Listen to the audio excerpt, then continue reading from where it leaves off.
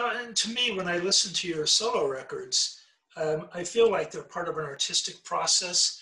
And I know with your interest in the arts, your photography, you're an avid reader. You may be one of the few people I know that reads more books than I do, and a very diverse selection of books. How much do those things influence your songwriting process?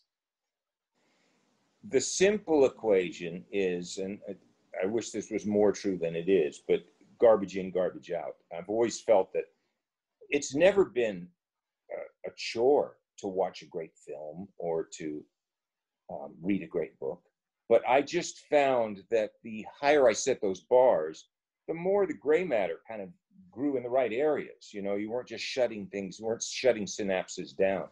The great quote is, the more you read, the less you know, because you just get exposed. Oh my God, the Ottoman Empire, I had no idea about whatever. And it just, so it has been an immense inspiration. I remember referencing Leaves of Grass. I went through the Transcendentalist period, you know, with Whitman and Emerson and those guys. And that shows up in your lyrics. I don't ever pretend to add the weight of gravitas to those things, because that's impossible. But as far as what you draw on, I think it's a wonderful. I was just watching, there's a great series of Fran Lebowitz. She talks about how important going to movies had been when she grew up. And I realized, me too, when we lived on remote bases, I used to go to a film every day. And so it's been a part of my life for years.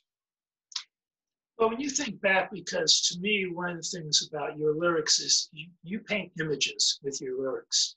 And then on your last album, we did that series where you had a photo that you picked for each song. And I thought it was a pretty unique convergence of, you know, visual expression, but not a music video. I mean, I'm one of these people that thought when MTV came into existence with the videos, it took a little bit of the specialness out of the song, because you didn't have your own images anymore. MTV provided you the image that you should associate. And so I thought when you picked a single photo for a single song, you know, it still left that room for expression and imagination, and tying in your sort of little one-sentence phrase about that photo and that song. When you write, do you have a visual image in mind when you're doing a song? In general, I've got, I guess, what would be called my style. You know, I mean, obviously I'm all over the map and what I love and listen to and stuff. But one of the great things about just a single image like that, which we hadn't really done to that extent before, is kind of like a mood board. And I totally agree. When we got into this video thing in the 80s and stuff, and it was like, oh dear, I can see how this comes off the tracks very quickly, because it replaces that beautiful ability to think of what you would like to think of. But having said that, it birthed some wonderful directors, Fincher and all these guys that came out of that era. It was how they learned their craft. So there were some positive things. I don't have a rule of thumb song for song.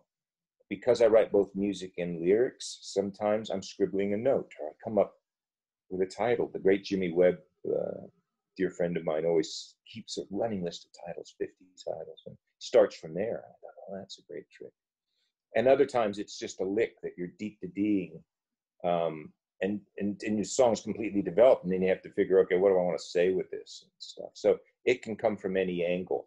But having photography now in the, you know, the broad scope of things, it's, you know, broaden the horizons a little bit. I kind of say, because as you know, I have some dear friends who are what I would call real photographers, you know, and they've been very kind to me as I've tried to develop that aspect of my life. But they're real photographers, you know, and most of them cut their teeth in dark rooms and stuff. And so for me, I'm a little bit, I don't know, shy about touting that too much, if you see what I mean.